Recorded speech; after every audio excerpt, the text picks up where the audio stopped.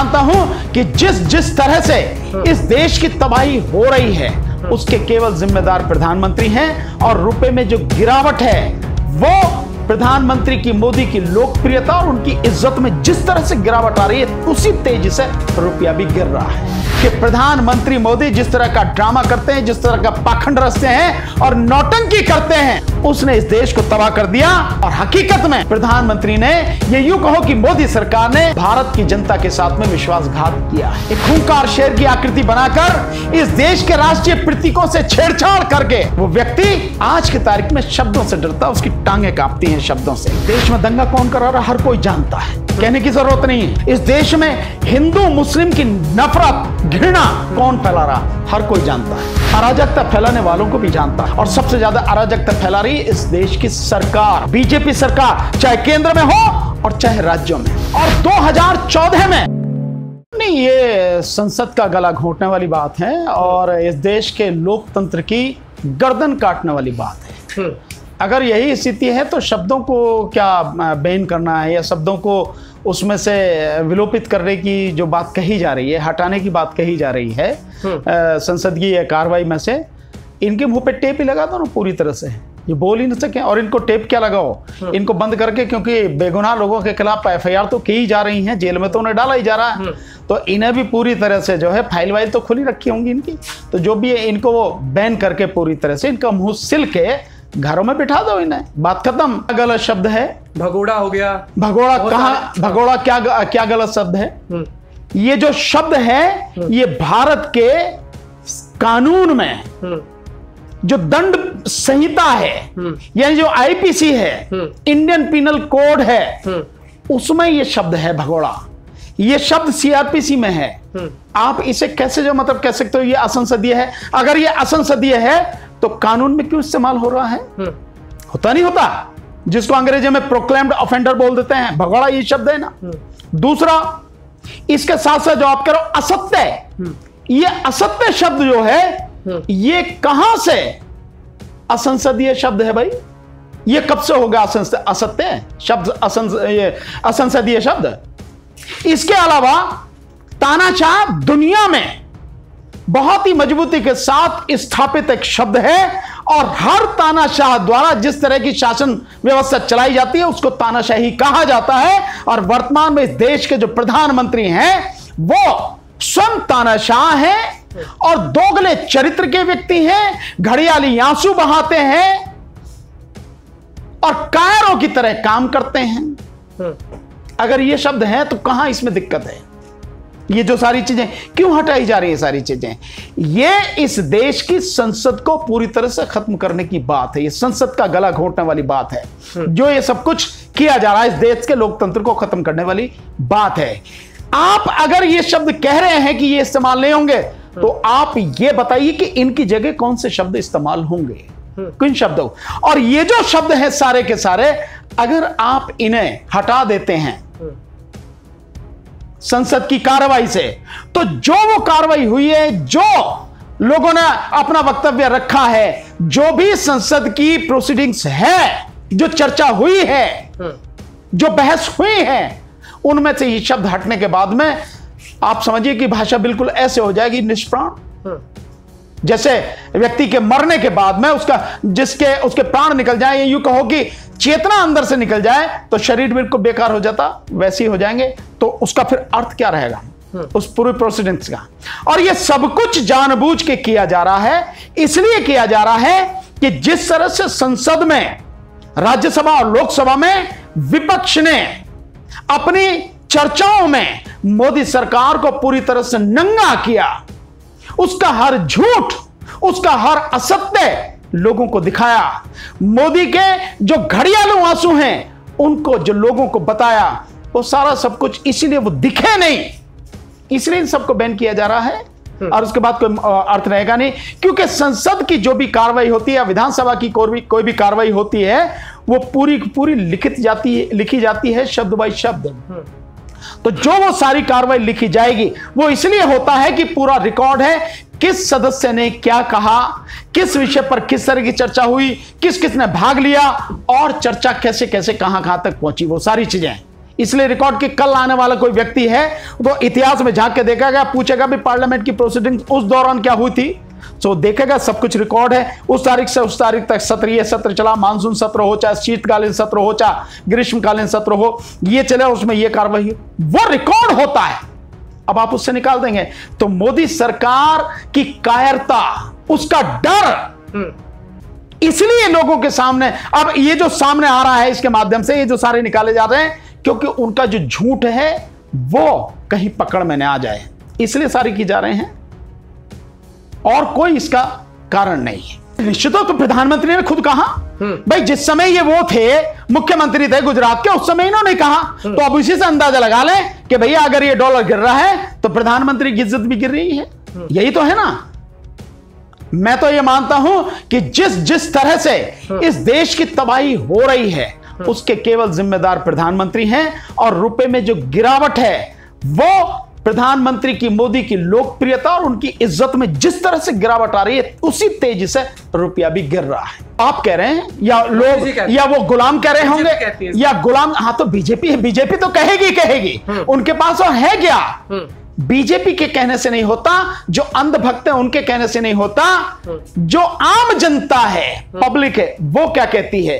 वो पब्लिक कह रही है कि इस देश के कमजोर प्रधानमंत्री ने, अहंकारी और तानाशाह प्रधानमंत्री ने इस देश की जनता को लॉलीपॉप थमाकर और घड़ियाली आंसू बहाकर इस देश की जनता का खून चूस लिया। ये कह रही है जो पब्लिक जो है वो ये बात कह रही है। इसलिए इन सारी चीजों को समझने की जरूरत है। और वो ये भी कह रही है कि प्रधानमंत्री मोदी जिस तरह का ड्रामा करते हैं, जिस तरह का पाखंड रचते हैं और नौटंकी करते हैं, उसने इस देश को तबाह कर दिया। और हकीकत में प्रधानमंत्री ने, ये यूं कहो कि मोदी सरकार ने भारत की जनता के साथ में विश्वासघात किया है। और ये शब्दों को बैन करना ये दिखाता है कि वाकई में एक प्रधानमंत्री जो अहंकारी है, वो साथ में पता लग रहा है कि अहंकार एक ड्रामा है, एक नौटंकी है। हकीकत यह है कि वो प्रधानमंत्री कायर है, डरता है, शब्दों से डरता है।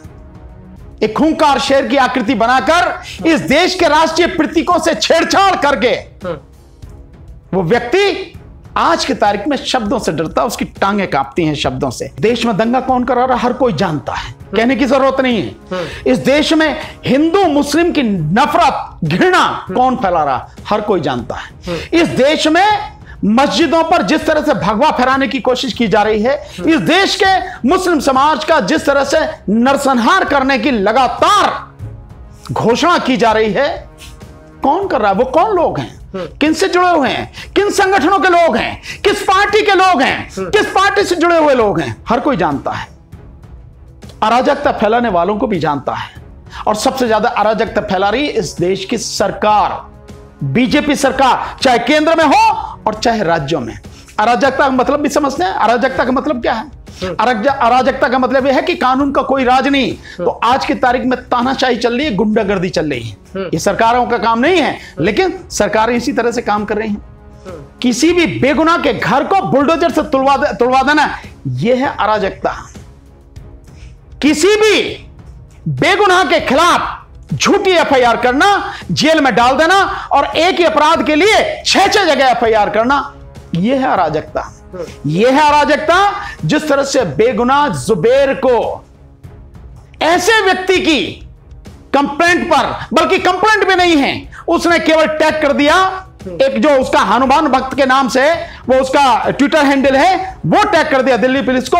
उसका कोई स्टेटमेंट नहीं, कोई बयान नहीं, कोई उसकी तरफ से कंप्लेंट नहीं। वो कहां है? धरती खा गई, आसमान निकल गया, भाड़ में गया, कहीं भी कुछ भी नहीं है। और उसके आधार पर जुबैर को अरेस्ट कर लिया गया। जब कोर्ट पूछती है, कोर्ट ने कहा भाई यह बड़ा अजीब है कि मतलब जो कंप्लेनेंट, ना उसका बयान है, ना वो है कहां, ना उस ट्विटर हैंडल का कोई पता लग रहा क्या है कहानी। ये स्थिति है, ये पुलिस कह रही है। तो ऐसे में लोगों को गिरफ्तार कर लेना। और क्या है जुबैर का अपराध? जुबैर का अपराध सिर्फ इतना है कि वो सच दिखाता है। जो झूठ फैलाया जा रहा है गोदी मीडिया द्वारा या आईटी सेल के तनखैया कीड़ों द्वारा या अंधभक्तों द्वारा, उसको उसका फैक्ट चेक करके सच दिखाना, यही जुबैर का काम है और तो कुछ नहीं है। मैंने सुना है, पता नहीं, लेकिन अब मुझे इन सब चीजों से लगता है कि कुछ ना कुछ गड़बड़ है। कि मोहन भागवत पढ़ा लिखा आदमी है, पर इन सारी चीजों से तो ऐसा लगता है कि ये भी पढ़ाई भी शायद सवालों के घेरे में है कि एक धर्म विशेष के लोगों को अपमानित करने के लिए आप इस तरह की भाषा इस्तेमाल करते हो। और एक व्यक्ति जो इस देश के एक संगठन का जो सरकार चला रहा है, उसका अपने आप को मुखिया कहता है, उस व्यक्ति को कोई भी बात कहने से पहले मैं समझता हूं आंकड़े सामने रखने चाहिए। और सरकार तो उन्हीं की है, सरकारी आंकड़े सामने रखना। आप सरकारी आंकड़े कहते हैं कि जो जनसंख्या आज की तारीख में भारत में है, उसमें पिछले सालों से अब मुस्लिम समाज की जो आबादी जिस तरह से बढ़ती थी, जिस प्रतिशत में, उसमें बड़ी तेजी से गिरावट आ रही है। तो मुस्लिम संख्या कहां से बढ़ा रहे हैं? जनसंख्या।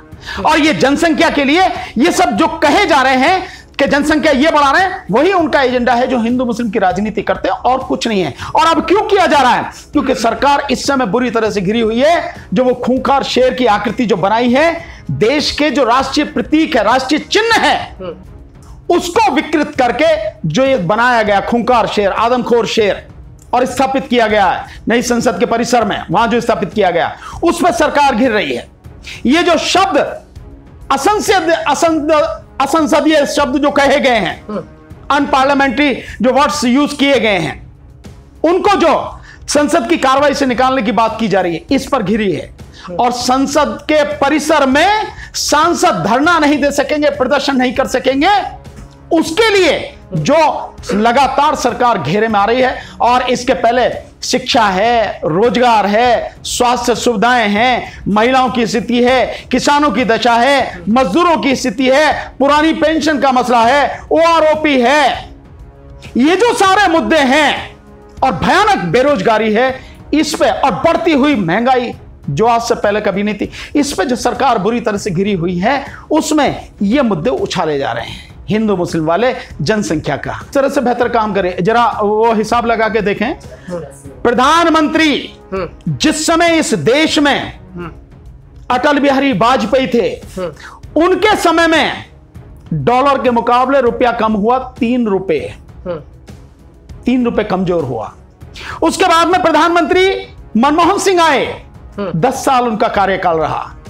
10 साल में जो रुपया में गिरावट आई, वो आई 13 रुपए की। और आपको ध्यान होगा उस समय रुपए का अवमूल्यन भी एक बार प्रधानमंत्री मनमोहन सिंह जी की सरकार ने किया, तो उस सब के बावजूद रुपया इतना था। और 2014 में, या यूं कहो कि 2013 में, जिस समय प्रधानमंत्री जो आज के प्रधानमंत्री हैं, वो प्रधानमंत्री जिस समय रुपए की गिरती कीमत के लिए भाषण दे रहे थे चिल्ला चिल्ला कर, उस दिन रुपए की जो कीमत थी डॉलर के मुकाबले 57 रुपए 15 पैसे थी। और आज इस समय, जिस समय आप और मैं बात कर रहे हैं, रुपए की कीमत पार कर चुकी है 80 रुपए। यानी कि आज की तारीख में रुपया इन मात्र 8 सालों में प्रधानमंत्री मोदी के काल में 23 रुपए कमजोर हो चुका है। 23 रुपए। मैं समझता हूं जो भी बोले उसे शर्म आनी चाहिए। एक अहंकारी प्रधानमंत्री को बचाने के लिए ये इस तरह की जो सारी चीजें लगातार की जा रही हैं, इसको समझने की जरूरत है। रुपए में बड़ी बुरी तरह से इस समय गिरावट है, और मुझे लगता है कि जिस हाल से ये जिस तरह से गिर रहा है, कोई ताज्जुब नहीं है कि साल के अंत तक 85 रुपए पार कर जाए। $1 कुछ भी हो सकता है, क्योंकि जिस तरह से मोदी जी की जो लोकप्रियता गिर रही है, पूरे देश में, पूरी दुनिया में लोगों की नजर में उनकी इज्जत गिर रही है। ये डॉलर के मुकाबले रुपए की कीमत शायद उसी तेजी से गिर रही है आज की तारीख में।